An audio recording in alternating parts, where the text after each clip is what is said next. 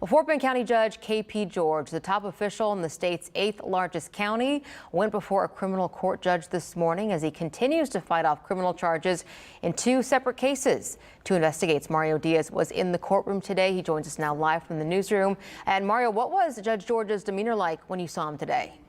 Lisa, you can tell George is starting to get used to this process. There was more confidence in him than I have seen out of K.P. George in the past. Keep in mind, the county judge is, after all, a criminal defendant. Today's hearing was for the misrepresentation of identity case tied to the social media hoax criminal scandal that resulted in Judge George's former chief of staff, Terrell Patel, entering a guilty plea back in April.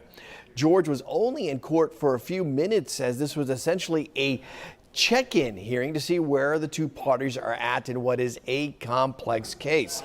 The judge learned there is still a lot of information that both sides have to go through, and this is why both sides made it clear to the judge they require more time to examine the information before going on to the next legal step. So the judge agreed to reset this for a couple more weeks. Afterwards, George and his team told me, unlike Terrell Patel, this will not end with a sudden and unexpected deal. They are in this fight to the very end. Is there any chance that there will be a plea deal in any of these 2 cases? No. Unless they want to drop it. Absolutely not, is what I hear from your client. The answer is there will not be a plea deal. We would love for the DA's office to drop the case. We think it's politically motivated and it should be dropped. The Fort Bend County DA's office tells me they are, and I quote now, committed to the pursuit of justice and the ends it takes us, end quote.